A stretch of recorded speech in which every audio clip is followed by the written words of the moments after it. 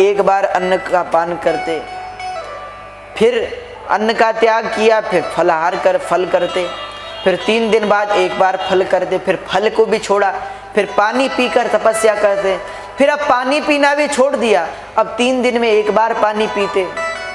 समय आया पानी पीना भी बिल्कुल छोड़ दिया, केवल श्वास लेकर तपस्या करते। एक समय तो ऐसा आया जब ध्रुव जी ने श्वास लेना भी छोड़ दिया, इतने तपस्या में लीन हो गए। ध्रुव जी की श्वास रुकी तो सारा जगत श्वासहीन हो गया।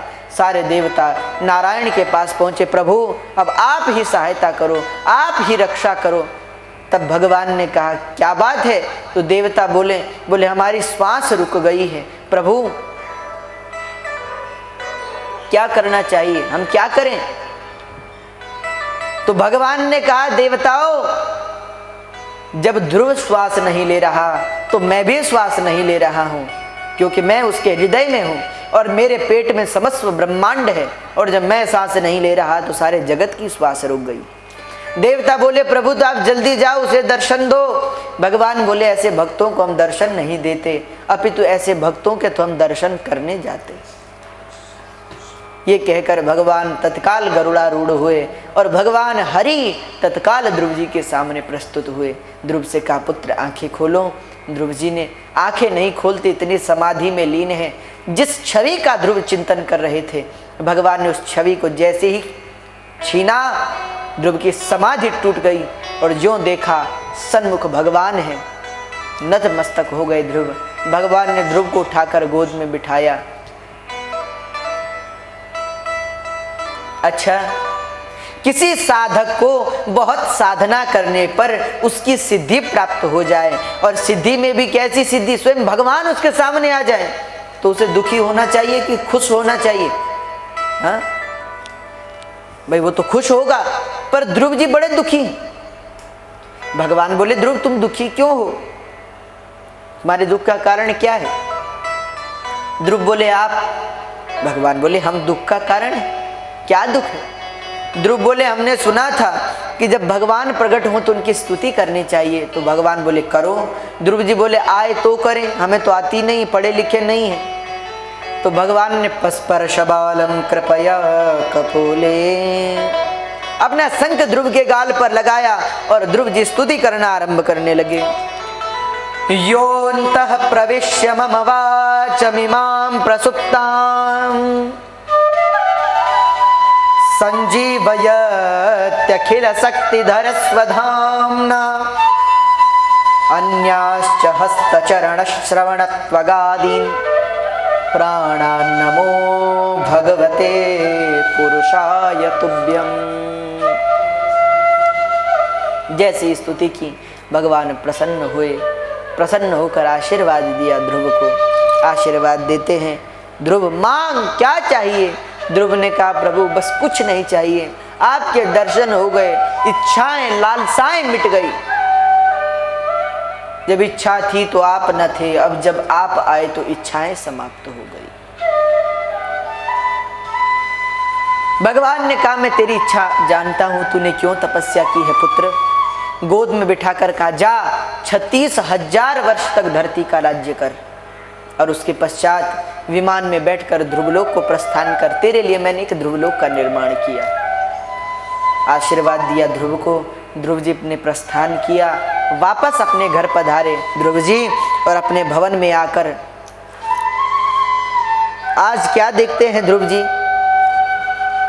कि ध्रुव जी के स्वागत सत्कार के लिए, ध्रुव जी को लेने के लिए राजा स्वयं आए हैं। ध्रुव जी के पिताजी उत्तानपाद जी, उनकी माता सुनीति, और वो भी सुरुचि भी आई है, बड़ी दुखी है। सुरुचि ने मन में सोचा ऐसे भगवत भक्त का मैंने अपमान किया है, अरे मुझे तो नरक होगा। मन से सोचा मैं तो ध्रुव को मुख दिखाने योग्य भी नहीं, फिर भी आई स्वागत के लिए। और क्या स्वभाव है ध्रुव जी का। ध्रुव जी सबसे पहले अपनी माँ को नमस्कार नहीं करते, ध्रुव जी अपने पिता को प्रणाम नहीं करते, सर्वप्रथम सुरुचि को नमस्कार किया। ये हमारे भारत के संस्कार हैं। सुनीति को, सुरुचि को सबसे पहले नमस्कार किया। सुरुचि ने हाथ जोड़कर कहा, क्यों पुत्र, क्यों मुझे लज्जित करते हो? मेरी वजह से तुम्हें वन जाना पड़ा, मुझे नमस्कार क्यों करते? अपनी माँ को प्रणाम करो। ध्रुव जी ने कहा, माँ अगर तू ना होती तो मुझे भगवान कभी नहीं मिलते। मैं कैसे तेरा आभार प्रकट करूं? और ये हमारे भारतवर्ष का नियम है, हमारे यहाँ माता पिता से कोई बड़ा देव नहीं। हमारे भारतवर्ष ने बताया है कि एक माँ को कैसा होना चाहिए, एक पुत्र को, एक पिता को कैसा होना चाहिए। ये संस्कार है भारत। हम तो कहते हैं कि जो ये सोचे कि मेरा भी अच्छा हो और आपका भी अच्छा हो जाए, ये प्रकृति है। जो ये सोचे कि दूसरे का भले बुरा हो जाए पर मेरा अच्छा होना चाहिए, ये कुकृति है। और जो ये सोचे कि मेरा भले ही थोड़ा नुकसान हो जाए पर दूसरे का भला होना चाहिए, ये भारत की संस्कृति है। राम जी जब वनवास गए और भरत इत्यादि सब लेने के लिए आए तो राम जी पहले अपनी माँ को नमस्कार नहीं करते, उस भाई भरत को नमस्कार या गले से नहीं लगाते जिसने जो नंगे पैर चलकर आया है, बल्कि सबसे पहले उसे नमस्कार करते हैं जिसने वन दिया, उसके कई को प्रणाम किया।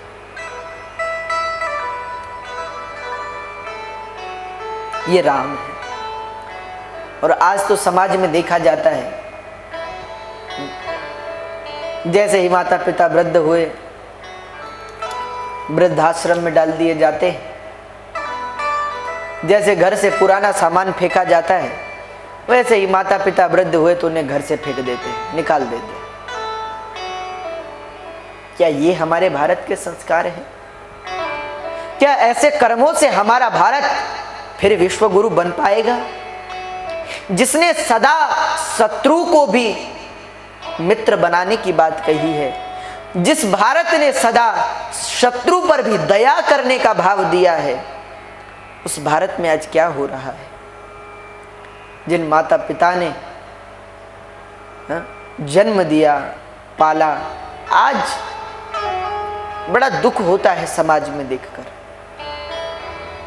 उनका ही अपमान कर रहे हैं। जगह जगह वृद्धाश्रम बने, वहां वृद्ध होने पर ये मत समझना कि तुम अपने माता पिता को वृद्धाश्रम में डाल रहे हो, बल्कि ये समझना कि तुम अपने लिए रास्ता तैयार कर रहे हो वहां जाने का।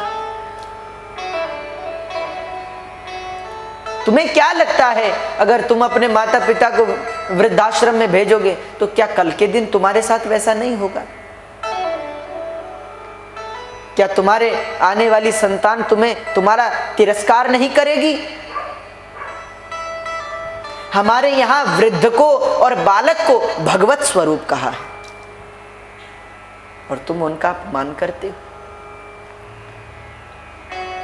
एक व्यक्ति ने हमसे पूछा कि महाराज, रामचरितमानस में तो अयोध्या कांड है, बाल कांड है, लंका कांड है, किष्किंधा कांड है, सब है, पर या तो लोग पूरे रामचरितमानस का पाठ करते हैं या केवल सुंदर कांड का, तो ऐसा क्यों? सुंदर कांड में ऐसा क्या है? तुमने उनसे कहा कि देखो, सुंदर कांड में सबसे पहले क्या कहा? जामवंत के वचन सुहाए, सुनु हनुमंत हृदय अति भाए। हनुमान जी का शरीर कैसा हो गया है? सुनत ही भयउ पर्वताकारा, पर्वत के समान, सोने के पहाड़ के समान बल है, सामर्थ्य है, बुद्धि है, फिर भी उस वृद्ध जामवंत से हनुमान जी कहते हैं कि मैं क्या करूं। जामवंत से पूछते हैं। इसलिए जब तक युवा वृद्ध की सलाह नहीं लेगा, तब तक समाज का उत्थान नहीं हो सकता। वृद्ध के नेत्र हो और युवा के पग हो, तब जाकर ही संसार रूपी अग्नि से तुम पार हो सकते हो।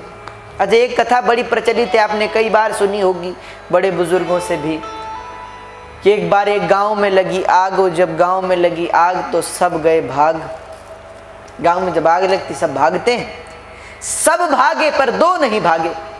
कौन? बोले एक अंधा और एक लंगड़ा। लंगड़े को दिखाई तो देता है पर भागे कहाँ, सामर्थ्य नहीं। और अंधा भाग तो सकता है पर भागे किधर ये पता नहीं। दोनों ने निश्चय कर लिया कि अब तो मरना निश्चित है, प्राण जाएंगे, मरेंगे। ये सोचने लगे। तभी वो जो अंधा था वो भटक रहा था, कहाँ जाऊं कहाँ जाऊं। तो लंगड़े ने कहा भैया देख, तू मुझे अपने कंधे पर बिठा ले, मेरे पास आंखें हैं, तेरे पास पैर है, मैं तुझे रास्ता दिखाऊंगा, तू चलना, हम दोनों बच जाएंगे। दोनों ने ऐसा ही किया और अग्नि से बच गए। अच्छा, कथा बहुत सीधी है पर भाव बहुत श्रेष्ठ है। युवा अवस्था नेत्रहीनता की अवस्था है। आदमी व्यक्ति अपने बल में, जब युवा होता है वो किसी को कुछ नहीं समझता, न भगवान को न किसी और को, अपने बल में ऐसा उन्मत्त हो जाता है। तो युवा अवस्था क्या है? युवा अंधा है और वृद्ध लंगड़ा है।